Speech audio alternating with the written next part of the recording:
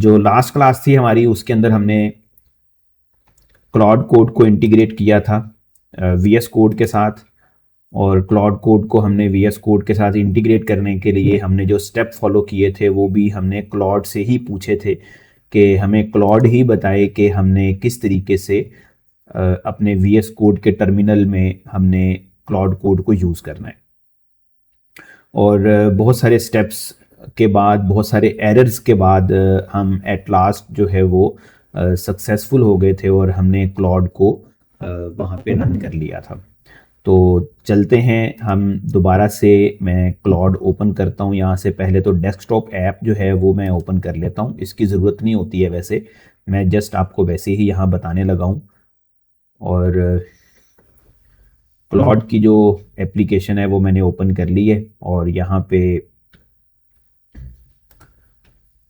अगर मैं यूसेज को जाके चेक करूँ तो इस वक्त हमारे यूसेज जो है वो बिल्कुल 11% मैंने यूज़ किया है। अभी मैंने कुछ वर्क कर रहा था जो कि 30 मिनट में रीसेट हो जाएगा। तो हमने खैर अभी इतना कुछ इस पे करना नहीं है, लेकिन हम फिर भी एक आधी चीज़ में कोशिश करूँगा कि हम इसके ऊपर कोई बना के ज़रूर देखें। तो स्टार्ट करते हैं वीएस कोड से। तो वीएस कोड को ओपन करते हैं जी। हम यहाँ से वीएस कोड को स्टार्ट करते हैं। वीएस कोड मैंने ओपन कर लिया और वीएस कोड के टर्मिनल में हम जाएंगे, और हमने ऑलरेडी एक फ़ोल्डर भी यहाँ ओपन करके रखा हुआ है, आप देख सकते हैं। जो एक बार फोल्डर आप ओपन करेंगे ना वो बाय डिफ़ॉल्ट फ़ोल्डर ओपन रहेगा, ठीक है, वही फ़ोल्डर वहाँ पे अवेलेबल रहेगा और उसी के अंदर आप वर्किंग करते रहिएगा। तो ये हमने एक फ़ोल्डर ओपन करके रखा हुआ है, इसी के अंदर जब भी हम कोई काम करेंगे तो यहाँ पे बनेगा। और टर्मिनल क्योंकि हमने कल बंद कर दिया था तो टर्मिनल भी ऐसे ही ओपन रहेगा। और इस टर्मिनल के अंदर अगर आप देखें तो हम सी ड्राइव के अंदर उस फोल्डर के अंदर अवेलेबल हैं। जो हमारा फोल्डर हमने ओपन किया था वो टर्मिनल बेसिकली उसी फोल्डर के अंदर ही वर्किंग करेगा।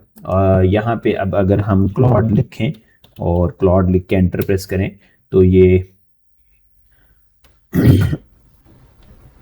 क्लाउड को रन कर देगा। आप देखें क्लाउड जो है वो रन हो चुका है, और ये बेसिकली क्लाउड नहीं है, ठीक है, क्लाउड की एप्लीकेशन है क्लाउड कोड।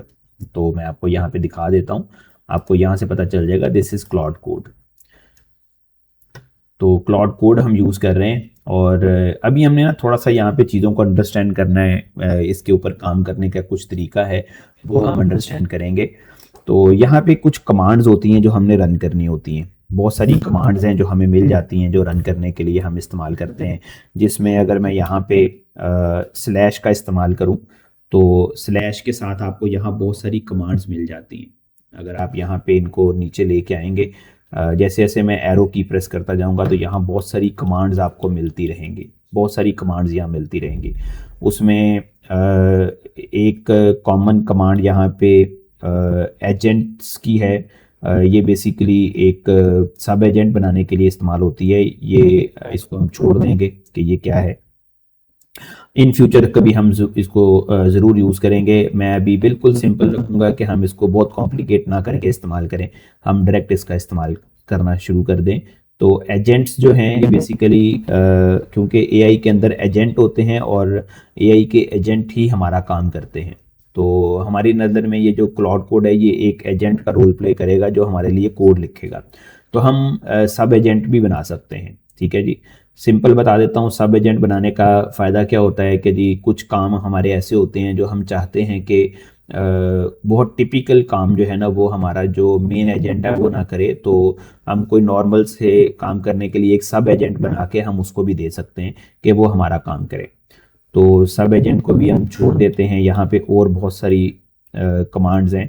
क्लियर कमांड एक इस्तेमाल होती है यहाँ पे। क्लियर कमांड का पर्पज़ होता है कि जो आपकी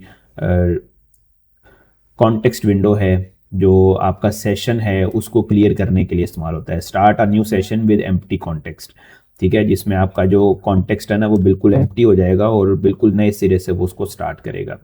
set the prompt bar colour for this session, आप यहाँ पे क्लिक करके ना कलर भी चेंज कर सकते हैं। अगर आप यहाँ पे क्लिक करें तो उसने लिखा है session colour set to blue, कि आपका जो सेशन कलर है वो ब्लू उसने सेट कर दिया है। और मतलब कुछ चीज़ें ऐसी हैं जो अभी हमें इफेक्ट उसका नज़र नहीं आएगा, जब आप उसको यूज़ करना शुरू करेंगे तो आपको चीज़ें पता चल रही होंगी। और फिर इसके बाद स्लैश कॉन्टेक्स्ट एक कमांड होती है, ठीक है। यहाँ सबसे नीचे आप देखें ये वाली सिलेक्टेड है इस वक्त। तो अगर मैं ये आपको दिखाऊं तो स्लैश कॉन्टेक्स्ट जो कमांड है ये वर्किंग कर रहा है, वर्किंग ऑन अ प्लान और डिज़ाइन डॉक, ठीक है। तो ये हमारे लिए जो कॉन्टेक्स्ट विंडो है ना, ये दिखाएगा कि हमारी कॉन्टेक्स्ट विंडो क्या है। आपको बहुत पेशेंस रखना पड़ेगा जी स्टूडेंट्स, मैं पहले ही बता रहा हूँ आपको कि जैसे जैसे हम इसको काम करने के लिए कहेंगे तो हो सकता है कि मैं बीच में काफ़ी टाइम जो है ना वो मुझे खामोश रहना पड़े, क्योंकि अब वो क्लाउड कोड जब अपना काम कर रहा होगा तो फिर मुझे खामोशी से उसको देखना पड़ेगा कि वो क्या कर रहा है।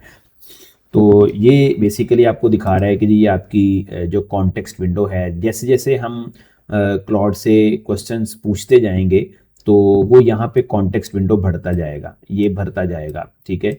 और फिर एक टाइम ऐसा आएगा कि जब ये विंडो पूरी कंप्लीट हो जाएगी और फिर जब हम दोबारा इससे कोई क्वेश्चन पूछेंगे तो जो ऊपर वाली कॉन्टेक्स्ट विंडो है ना वो रिमूव होती जाएगी और उसके नया कंटेंट जो है वो आता रहेगा। कॉन्टेक्स्ट विंडो को अगर मैं आपको सिंपल वर्डिंग में बताऊं, और वो ये है कि फ़र्ज़ करें कि हम इस सेशन के अंदर आते हैं, ये क्लाउड कोड का एक सेशन है।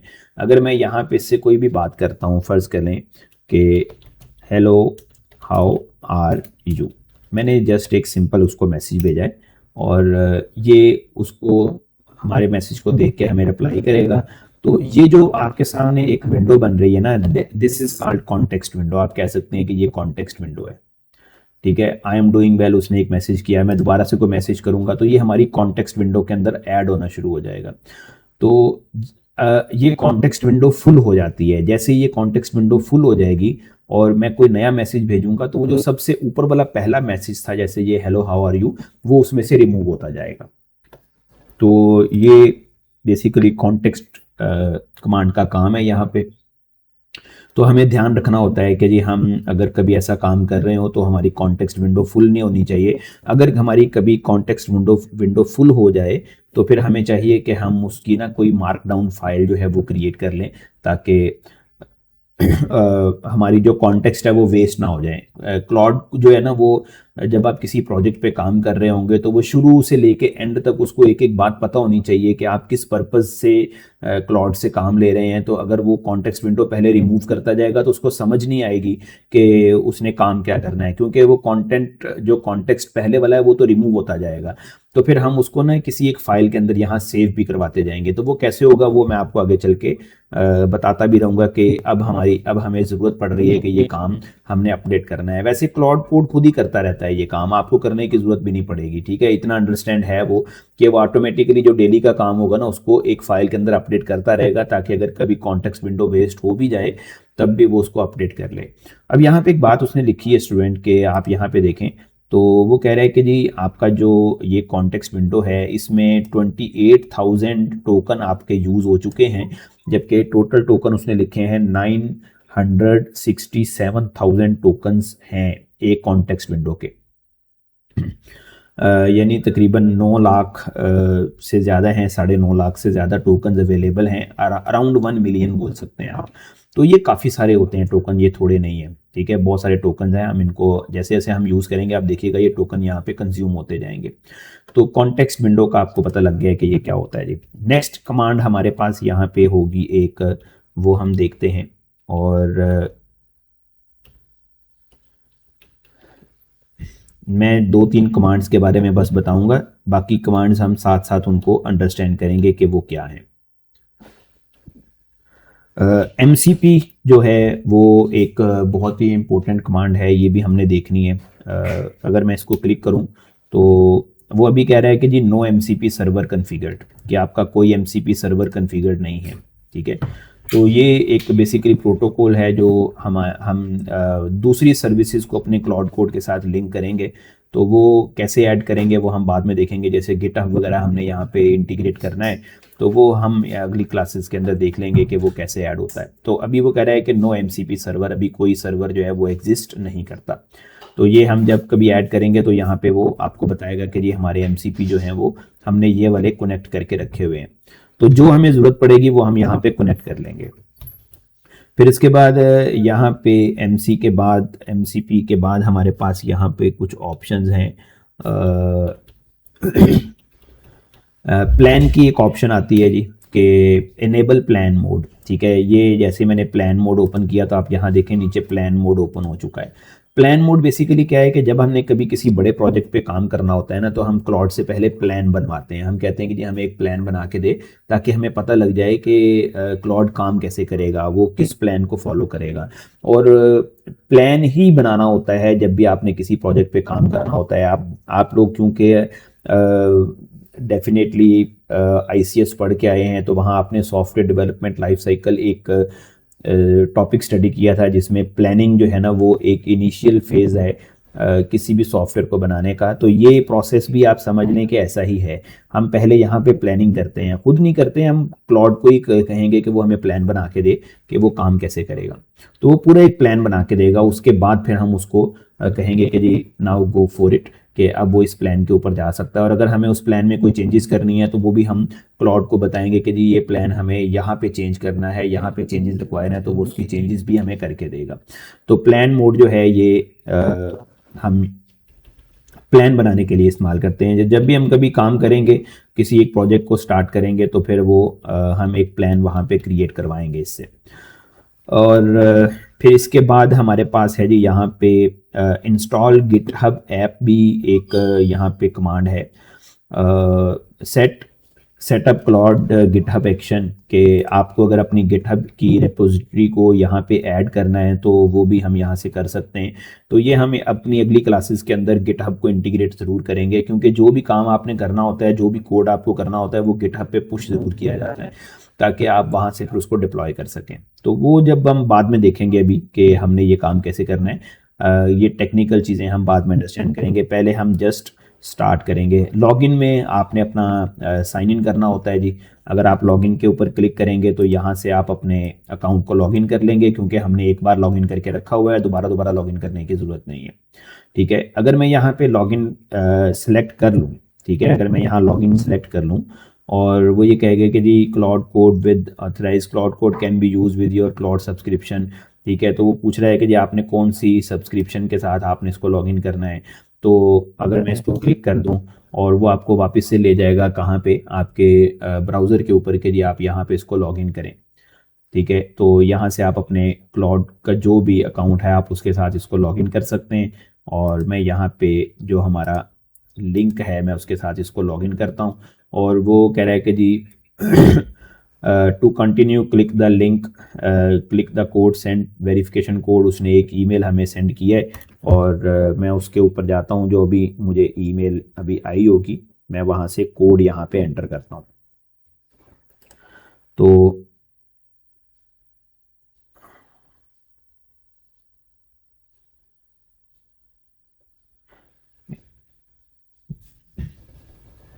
मैंने साइन इन के बटन पे, ईमेल पे जाके मैंने साइन इन के बटन पे क्लिक कर दिया है।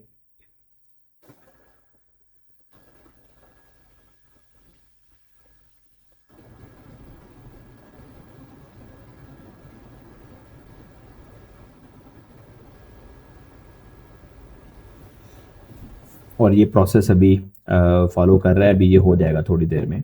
तो वैसे आपको ये बार बार साइन इन करने की ज़रूरत नहीं है कि आप इसको बार बार साइन इन करते रहें। जब ये एक बार साइन इन हो चुका होगा तो बार बार साइन इन करने की ज़रूरत आपको नहीं पड़ेगी। Paste code hair if prompted, उसने कहा कि जी आप यहाँ पे अपना कोड जो है वो पेस्ट कर सकते हैं। तो मैं यहाँ से पेस्ट करता हूँ अपना कोड।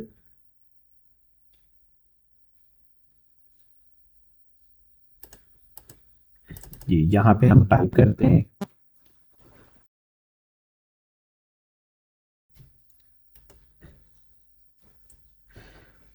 जो मुझे ईमेल पे कोड रिसीव हुआ था, मैंने उसको यहाँ पे कर दिया और इसको ऑथराइज कर देते हैं।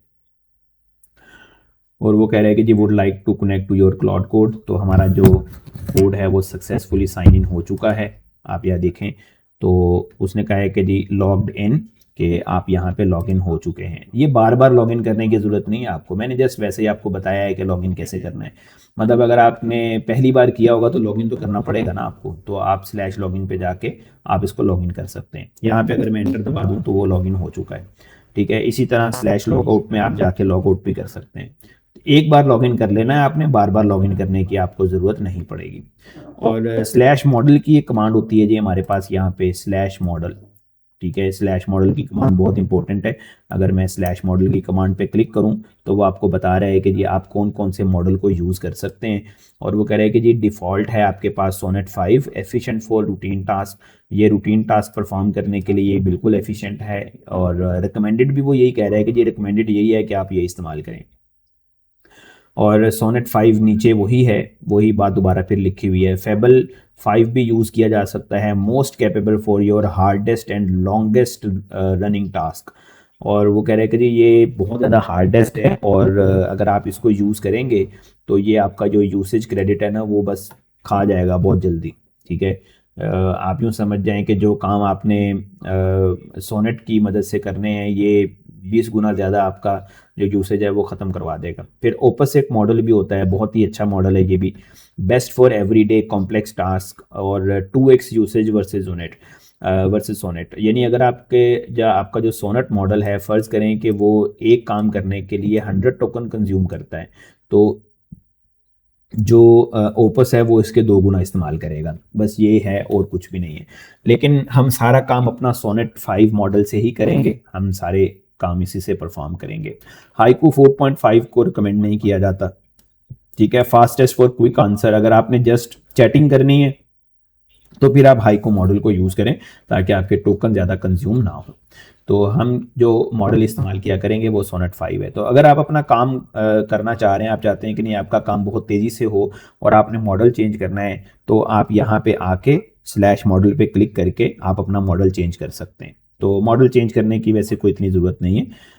हमें चाहिए कि हम सोनेट 5 को ही यूज़ करें। और इसके बाद हमारे पास जी कुछ और मॉडल्स हैं यहाँ पे। और अगर मैं यहाँ पे एक मॉडल देखूँ, प्लगइन एक कमांड है हमारे पास प्लगइन। हम इस प्लगइन वाली कमांड पे जाएंगे। ठीक है, ये वाली जो प्लगइन वाली कमांड है इसको यूज़ करते हैं, मैनेज प्लॉट कोड प्लगइन्स। हमें यहाँ पे प्लगइन्स इंस्टॉल करने हैं। तो मैं प्लगइन्स पे क्लिक करता हूँ और वो आपको पूछ रहा है यहाँ पे कि जी आपने कौन सा प्लगइन इंस्टॉल करना है, कि यहाँ पे कुछ प्लगइन्स हैं, तो आपको अगर कोई प्लगइन इंस्टॉल करना है तो आप मुझे बताएं। तो वो कह रहा है कि जी मैं आपके लिए प्लगइन इंस्टॉल कर दूंगा। अगर मैं एरो की मदद से लेफ़्ट राइट प्रेस करूं तो वो आपको बताएगा कि जी आपके पास इस वक्त कोई प्लगइन इंस्टॉल नहीं है। ठीक है, आपने बिल्कुल नीचे देखें तो अभी इस वक्त ये सिलेक्टेड है और वो नीचे कह रहा है नो प्लगइन और एमसीपी सर्वर इंस्टॉल्ड। ठीक है, डिस्कवर में जाके आप डिस्कवर कर सकते हैं। यहाँ पे वो ये कह रहा है कि जी आप यहाँ से प्लगइन इंस्टॉल करें, और टोटल 271 प्लगइन्स हैं। और इस वक्त ये वन आपको दिखा रहा है front end design Claude official plugin है। 1 मिलियन इंस्टॉल हैं इसके इस वक्त। ठीक है जी। और फिर उसके बाद एक प्लगइन है super power. Super power stitch Claude brainstorming sub agent driven, ये सब एजेंट के लिए इस्तेमाल होता है। Code review, automated code review for pull request using multiple specification, अगर आपने अपने कोड को रिव्यू करवाना हो बनाने के बाद तो आप ये वाला प्लगइन इस्तेमाल कर सकते हैं। कॉन्टेक्स्ट 7 ये हम इंस्टॉल करेंगे। ठीक है, Upstash context 7 MCP server for up to date documentation. ठीक है, ये डॉक्यूमेंटेशन को अप टू डेट रखने के लिए इस्तेमाल होगा। जो भी आपका कॉन्टेक्स्ट होगा ना ये साथ साथ अपडेट करता रहेगा। ठीक है, आप ये प्लगइन इंस्टॉल करेंगे तो आपका जो भी कॉन्टेक्स्ट विंडो होगी वो साथ साथ अपडेट भी करता रहेगा, हमें खुद करने की ज़रूरत नहीं पड़ेगी। तो हम ये कॉन्टेक्स्ट 7 वाला जो प्लगइन है इसको इंस्टॉल कर लेते हैं। मैं अगर यहाँ पे क्लिक करूँ और वो ये कह रहे हैं कि जी आपने इसको कैसे इंस्टॉल करना है, बहुत सारी चीज़ें हैं यहाँ पे आपको अंडरस्टैंड करनी पड़ेंगी। और कॉन्टेक्स्ट 7 प्लगइन हम इंस्टॉल करने जा रहे हैं, और वो कह रहा है कि जी आपने इसको यूज़र स्कोप के ऊपर रखना है। Install for all collaboration on this repository, क्या सिर्फ आप इस रिपोजिटरी के ऊपर यूज़ करना चाहते हैं। Install for you in this repo only, या आप सिर्फ इस रेपो पे, या फिर आप ओपन होम पेज, मतलब आप ग्लोबली सबके ऊपर इंस्टॉल करना चाह रहे हैं। तो हम इसको प्रोजेक्ट स्कोप रख देते हैं कि भाई हमारा जो ये वाला प्रोजेक्ट है, जो हमने अभी एक वेबसाइट ओपन की हुई है, एक फोल्डर, हम सिर्फ इसके लिए इस्तेमाल करना चाह रहे हैं। तो मैं सेकंड वाली ऑप्शन को क्लिक करके इसको इंस्टॉल कर लूँगा। आप यूज़र स्कोप भी कर सकते हैं कि मतलब आप कोई भी प्रोजेक्ट बना रहे हो तो ये ग्लोबली उसको हर एक के लिए ऐड कर देगा, हमें बार बार प्लगइन इंस्टॉल करने की ज़रूरत नहीं पड़ेगी। लेकिन हम इंस्टॉलेशन जो है वो इसने शुरू कर दी है और इंस्टॉल कर दी है उसने। एक प्लगइन आप देखें तो इंस्टॉल्ड कॉन्टेक्स्ट 7 लिखा हुआ आ चुका है। अगर हम दोबारा से आप यहाँ पे दोबारा से प्लगइन वाली कमांड पे जाएंगे तो अब आप देखें तो इंस्टॉल्ड में अगर मैं जाऊँ तो इंस्टॉल्ड के अंदर आप देखें यहाँ पे एक प्लगइन उसने इंस्टॉल कर दी है और वो इनेबल्ड भी है। इसी तरह एक और प्लगइन जो है वो हम यहाँ पे इंस्टॉल करेंगे और वो प्लगइन है हमारे पास यहाँ पे एक प्लगइन है जी प्लेराइट। ये वाला प्लगइन बहुत काम का है, मैं अक्सर इसको इस्तेमाल करता हूँ। ये हमारी जो ब्राउज़र है ना, हमारी जो विंडो है ब्राउज़र की, ये उसको ऑटोमेट करता है। क्योंकि जब आप कभी जब आप कभी कोड लिख रहे होंगे, कोई वेबसाइट बना रहे होंगे तो डेफिनेटली वो डिफरेंट ब्राउज़र के ऊपर रन भी कर रहे होंगे, तो ये ऑटोमेटिकली ब्राउज़र को रन करेगा। ब्राउज़र को रन करके वहाँ टेस्टिंग भी करेगा, आपका जो भी कोड है उसको एंड टू एंड टेस्ट भी कर रहा होगा खुद ही। ठीक है, क्योंकि हमें आगे चल के पूरा हम एक वन स्टैक प्रोजेक्ट क्रिएट करेंगे और उसमें फिर आपने फ़र्ज़ करें कोई एडमिन पैनल अगर बनाया है और आप चाहते हैं कि जी ये उसको टेस्ट भी करे कि क्या जो इसने एडमिन पैनल क्रिएट किया है क्या वो सही से काम भी कर रहा है कि नहीं, तो हम प्ले राइट प्लगइन के थ्रू उसको कहेंगे कि भी वो ऑटोमेटिकली इसको टेस्ट भी करे और हमें बताए कि क्या सारी चीज़ें स्मूथली वर्क कर रही हैं कि नहीं कर रही। तो ये प्ले राइट प्लगइन बहुत ही ज़बरदस्त है। जब हम इसको यूज़ करेंगे तो आप देखिएगा कि ये प्ले राइट प्लगइन को कॉल भी कर रहा है। तो इस प्लगइन को भी मैं यहाँ से इंस्टॉल कर लेता हूँ। प्लेराइट प्लगइन को भी मैं प्रोजेक्ट बेस रखूँगा और ये प्लगइन भी उसने इंस्टॉल कर दिया है। एक बार फिर से प्लगइन वाले कमांड पे चलते हैं और देखते हैं कि उसने कौन कौन से प्लगइन्स जो हैं उनको इंस्टॉल किया है।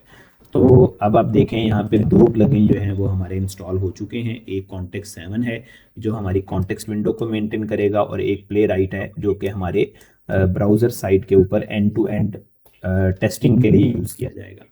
और इसके अलावा प्लगइन और भी बहुत सारे हैं। ठीक है, यहाँ पे क्लाउड एमडी मैनेजमेंट है और सिक्योरिटी गाइडेंस है, टाइप स्क्रिप्ट, बहुत सारे हैं। वर्सल एक प्लगइन है जो कि डिप्लॉयमेंट के लिए। वर्सल एक प्लेटफॉर्म है जिसमें आप अपनी वेबसाइट्स को फ्री ऑफ कॉस्ट डिप्लॉय कर सकते हैं।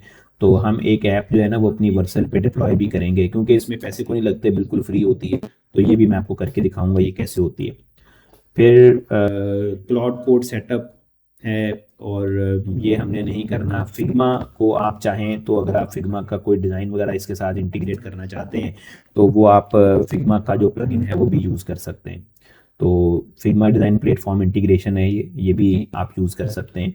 तो इसके अलावा टेलीग्राम मैसेजिंग ऐप है वो आप यूज़ कर सकते हैं। बहुत सारे हैं जी, मैं सिर्फ हम ये दो ही रखेंगे अभी, मैं आगे नहीं जाऊंगा। आप अगर चाहें तो इनको देखिएगा, यहाँ पे बहुत सारे प्लगइन्स हैं और सारे ही प्लगइन इंस्टॉल नहीं करके बैठ जाना आपने। ठीक है, जिनकी ज़रूरत होती है हम सिर्फ वही प्लगइन इंस्टॉल करते हैं। जब आप आहिस्ता आहिस्ता इसको यूज़ करना शुरू कर देंगे तो आपको बहुत सारी चीज़ें खुद ही समझ में आना शुरू हो जाएंगी। फिर आपको लगेगा अच्छा ये काम करने के लिए अगर मुझे प्लगइन मिल जाए तो क्या मुझे फ़ायदा नहीं होगा। तो आप यहाँ पे प्लगइन को आके सर्च करें और अगर आपको लगता है कि भी मुझे इस प्लगइन के बारे में पता ही नहीं चल रहा कि ये क्या है तो आप क्लाउड से पूछें कि what is the meaning of hookify plugin. जैसे फ़र्ज़ करें कि मैं यहाँ पे लिखता हूँ और मैं इसको पूछता हूँ हुकीफाई प्लगइन किस लिए यूज होता है। ठीक है, मैं इंग्लिश में लिखने लगा था पहले, फिर मैंने इसको डायरेक्ट उर्दू में पूछा है। ये आपको खुद ही बताएगा सारा कुछ यहाँ पे कि जी ये किस मकसद के लिए है और क्या चीज़ है। ठीक है, हुकीफाई प्लगइन वो कह रहा है कि जी ये क्लाउड कोड का प्लगइन है जो बिहेवियर जो रूल्स हैं बनाने के लिए इस्तेमाल होता है। आप सिंपल मार्कडाउन फाइल्स बना सकते हैं जो डिफाइन करती हैं कि कौन सा पैटर्न वॉच करना है और उस पर क्या मैसेजेस वार्निंग शो करनी है। ठीक है, तो ये हुक्स के लिए इस्तेमाल होता है बेसिकली। तो आप अगर यहाँ पे चाहें तो आप इनको पढ़ सकते हैं। जब आप आहिस्ता आहिस्ता इस पर वर्किंग शुरू करेंगे स्टूडेंट तो ये जो टेक्निकल टर्मिनोलॉजीज़ हैं ये आपको समझ में आना शुरू हो जाएंगी। मैं जस्ट आपको ये बता रहा हूँ कि अगर आपको समझना है कि ये कोई प्लगइन क्या काम करता है तो आप डायरेक्ट यहाँ पे आके पूछें, अपनी ज़बान में पूछें, वो आपको पूरी तरीके से गाइड करेगा। ठीक है। अब असल में क्योंकि आपको ये मार्कडाउन फाइल जो एमडी फाइल वगैरह है उनका पता नहीं है, इसलिए अभी हमें आइडिया नहीं है कि ये क्या होता है। तो अभी हम इनको भी छोड़ देंगे, आगे चल के मैं हम जब क्लाउड.md फाइल बनाएंगे तो मैं आपको बताऊंगा कि ये बेसिकली क्या है। तो प्लगइन्स हमने काफ़ी सारे यहाँ पे देखे हैं जी, जो कि 271 प्लगइन उसने बोले थे।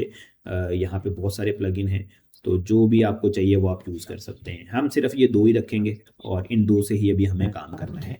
एस्केप दबा के वापस आ जाते हैं। फिर इसके बाद यहाँ पे ना एक कमांड होती है स्टूडेंट इनिट, ठीक है। और इनिट कमांड जो है ये बहुत ही कॉमन यूज़ होने वाली कमांड है इन क्लाउड कोड, और मैंने अभी एक नाम भी लिया था cloud.md, ठीक है। Initialize a new cloud.md file with database code based documentation. Init basically क्या करता है कि जब आप क्लाउड कोड से कोई काम लेते हैं तो क्लाउड कोड को फ़र्ज़ करें अब आपने एक दिन काम कर लिया, अब आप रेस्ट करना चाह रहे हैं और आपको अगले दिन काम स्टार्ट करना है, तो आप अपनी जो भी टास्क है आप उसको ना एक cloud.md फाइल के अंदर सेव करके रख दें। md का मतलब होता है मार्कडाउन, ये एक मार्कडाउन फाइल है। तो आप स्लैश इनिट कमांड चलाएं तो क्लाउड कोड क्या करेगा, जो भी इंपॉर्टेंट टर्मिनोलॉजीज होंगी, जो भी इंपॉर्टेंट चीज़ें होंगी कोड बेस से रिलेटेड, वो cloud.md के अंदर रख देगा, ताकि जब आप दोबारा कभी फाइल को रीड करना शुरू करें, जब आप दोबारा कभी काम करना शुरू करें, तो वो वहाँ से उसको एक्सेस कर ले और उसको पता चल जाए कि हमने कोड में क्या बनाया हुआ है, क्योंकि बहुत बड़ा प्रोग्राम बन जाता है समटाइम। तो सारी चीज़ें तो खैर इसके अंदर नहीं आती, क्योंकि इसमें मेमोरी वगैरह नहीं आती, तो मेमोरी वगैरह भी हम सेव करवा सकते हैं एक फाइल के अंदर क्लाउड कोड से। वो भी हम इंशाल्लाह अगली जो क्लासेस हैं उनके अंदर देखेंगे कि वो कैसे। तो स्लैश इनिट कमांड जो है ये भी बहुत इंपॉर्टेंट है, ये भी आप आगे चल के यूज़ करवा सकते हैं। तो यहाँ तक स्टूडेंट्स हमने देखा कि किस तरीके से क्लाउड कोड जो है वो हमने उसकी कुछ कमांड्स को अंडरस्टैंड किया है। अब अगर मैं यहाँ पे एक कमांड रन करूँ क्लियर, ठीक है, और क्लियर कमांड को रन करूं तो आप देखें जो भी हमारी कॉन्टेक्स्ट विंडो थी वो क्लियर हो चुकी है। यानी अब आपने जो कुछ भी पूछा होगा क्लाउड कोड से वो अब क्लियर हो चुका है। तो अब आप जब भी कभी काम शुरू करना चाहेंगे दोबारा से, तो इसलिए इट्स मीन कि जो पिछला कॉन्टेक्ट था, जो पिछला कॉन्टेक्स्ट था, वो अब क्लाउड कोड के पास नहीं है। तो it must be installed, it must be stored in any memory file और cloud.md फाइल, ताकि वो वहां से उसको दोबारा से रीड कर सकें। चलें जी, यहाँ तक हमने देख लिया है। अब हम एक सिंपल सा टास्क जो है वो हम इससे क्रिएट करवाते हैं, और मैं इसको कहता हूँ कि जी यहाँ पे हमें ना एक बना के दे कोई एक गेम, ठीक है। और प्लान मोड की बजाय हम जो है ना वो मूव करेंगे अपने ऑटो मोड के ऊपर, ठीक है। ये यहाँ पे आप देख सकते हैं स्टूडेंट के ये जो शॉर्टकट की लिखी हुई है, मैं आपको ज़रा जूम करके दिखाता हूँ। Shift plus tab to cycle, ठीक है। बाय डिफ़ॉल्ट ये प्लान मोड चल रहा था, तो मैं इसको चेंज करके ना, तो मैं इसको चाह रहा हूँ कि जी ये काम करना शुरू करे, ठीक है।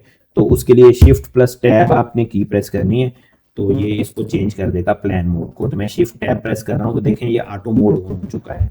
ऑटो मोड का मतलब ये है कि अब आप यहाँ पे इससे कोई भी वर्किंग या कोई भी काम आप इससे स्टार्ट करवाएंगे। तो मुझे इससे ना एक छोटी सी गेम बनवानी है आज, फिर हम एक इससे गेम बनवाते हैं, और मैं इसको कहता हूँ कि create a snake game, snake game बनवा लेते हैं, या फिर हम इससे कोई भी रेसिंग वाली गेम भी क्रिएट करवा सकते हैं। चलिए स्नेक गेम ही इससे क्रिएट करवा लेते हैं। बेसिकली है ये एक कॉमन सा आप कह सकते हैं प्रोजेक्ट है जो यूनिवर्सिटीज़ के अंदर भी बनवाया जाता है बेसिकली। तो क्रिएट अ स्नेक गेम, और इसको भी मैं और कुछ भी नहीं बता रहा, तो जस्ट इसको हम एंटर कर देते हैं कि जी हमारे लिए एक गेम क्रिएट करे। जैसे मैं एंटर प्रेस करूंगा और ये यहाँ पे वर्किंग जो है वो स्टार्ट कर देगा। और इस जगह पे आप देखिएगा यहाँ पे ना इसने कुछ वर्किंग शुरू करनी है जी, और इस जगह पे ये फाइल्स वगैरह क्रिएट करेगा, और अपने हिसाब से इसने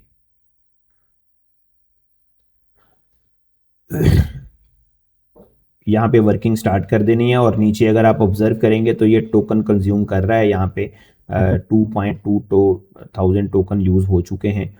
और जल्दी बना देगा ये, इतना टाइम नहीं लेगा जी। उसने index.html फाइल हमें क्रिएट कर दी है और वो कह रहा है कि जी क्रिएटेड सेल्फ कंटेंड, और वो कह रहा है कि जी ये HTML फाइल आपने कैसे ओपन करनी है मुझे बताएं। उसने HTML फाइल एक बना दी है, तो वो कह रहा है कि जी आप कैसे ओपन करेंगे इसको, माइक्रोसॉफ्ट एज से ओपन करना चाहते हैं या कैसे ओपन करना चाहते हैं।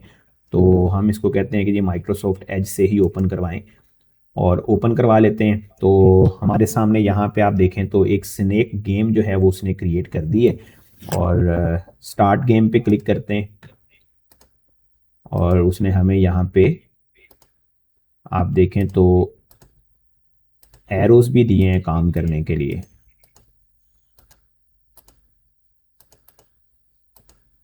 ठीक है जी, बहुत अच्छी उसने एक गेम क्रिएट की है, और अगर मैं इसको छोड़ दूं तो ये जैसे ही कॉर्नर के साथ टच करेगा तो ये गेम एंड हो जाएगी। इसको हम बेहतर कर सकते हैं, और भी बेहतर कर सकते हैं। अगर मैं प्ले अगेन करूं और ये जो हमारा अब मैं माउस से क्लिक नहीं कर रहा हूँ, ठीक है, I am playing with arrow keys. जो हमारे पास एरो कीज होती हैं मोबाइल वाली, कीबोर्ड वाली, मैं उससे प्ले कर रहा हूँ। तो ये उससे भी प्ले हो रही है। तो आप देखें कितनी अच्छी गेम उसने हमें क्रिएट करके दे दी है, ऑनलाइन गेम। अगर आपके पास खेलने को कुछ भी नहीं है तो आप अपनी गेम बना के खेल सकते हैं जी।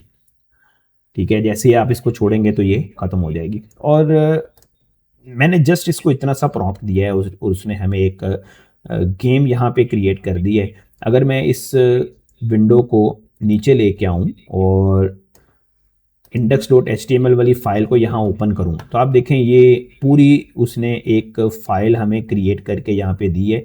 इसके अंदर JS की भी फाइल होगी पूरी, ठीक है, पूरी जावास्क्रिप्ट की फाइल है यहाँ पे, और उसने पूरा स्क्रिप्ट पे लिखा है क्योंकि हमने एक्शन परफॉर्म करने हैं, और पूरी एक सिंपल सी गेम उसने हमें यहाँ पे क्रिएट कर दी।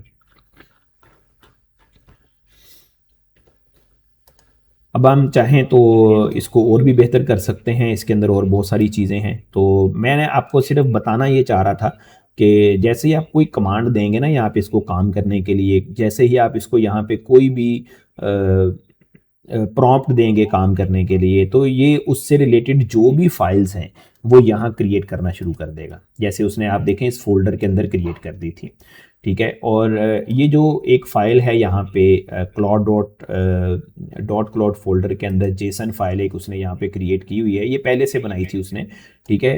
तो वो पहले से उसने बनाई क्यों है, क्योंकि वो हमारे जो प्लगइन है ना वो उसने उसके अंदर स्टोर करके रखे हुए हैं, आप देख सकते हैं। क्योंकि हमने अपने क्लाउड कोड के अंदर सेटिंग चेंज की है, तो वो सेटिंग डॉट जेसन के अंदर आप देखें तो कॉन्टैक्ट 7 और प्ले राइट जो है ना वो उसने ट्रू किया हुआ है कि जी ये आपने दो प्लगइन जो है ना वो यहाँ पे इनेबल करके रखे हुए हैं। तो डॉट जेसन बेसिकली जो है ना वो हमारे डाटा को रिप्रेजेंट कर रही है कि ये आपके अंदर आपने अपने उसके अंदर कुछ चीज़ें चेंज की हैं, तो वो यहाँ से एक्सेस कर रहा होता है कि ये ट्रू का मतलब ये है कि ये इनेबल्ड है।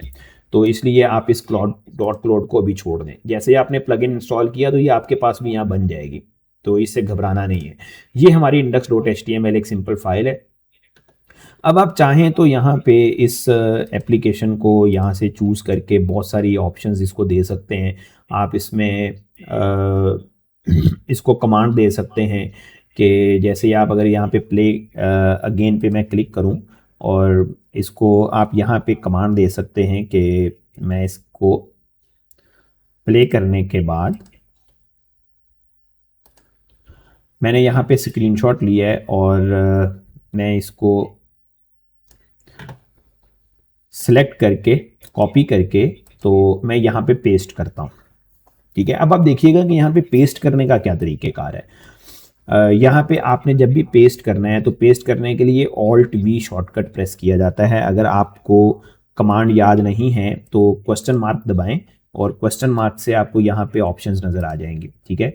तो ये देखें आपको यहाँ पे नज़र आ रहा होगा Alt+V जो है वो इमेज को पेस्ट करने के लिए यूज़ होता है। तो मैं यहाँ Alt+V प्रेस करता हूँ। जैसे ही मैं Alt+V प्रेस करूंगा तो जो हमारा इमेज हमने स्क्रीनशॉट लिया था वो यहाँ पे आ जाएगा। मैं यहाँ पे ये कह सकता हूँ कि इसको अब हम कुछ और टास्क दे सकते हैं कि create this game into 3 levels, in each level user have to catch 8 items in second. आगे हम करते हैं स्टूडेंट से एक और option, in second and third level there should be a hurdle inside the border. If the snake hit that hurdle, game should be over. ये हमने उसको टास्क दे दिया कि जी हमें ये काम करवाना है। अब अगर मैं एंटर प्रेस करूं तो ये अंडरस्टैंड करेगा और कोई नई चीज आपको बना के देगा। आप देखते हैं कि जी ये क्या करता है।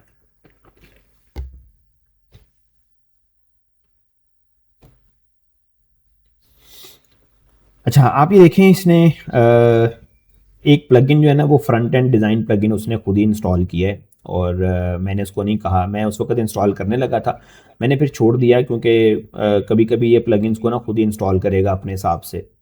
तो फ्रंट एंड डिज़ाइन प्लगइन बिल्कुल पहला वाला प्लगइन था, मैं उसको उस वक्त मैंने छोड़ दिया क्योंकि ये इसने इंस्टॉल कर ही लेना था। तो ये आपके सामने उसने प्लगइन को इंस्टॉल किया है और अब प्लगइन को इंस्टॉल करने के बाद ये वर्किंग शुरू कर देगा।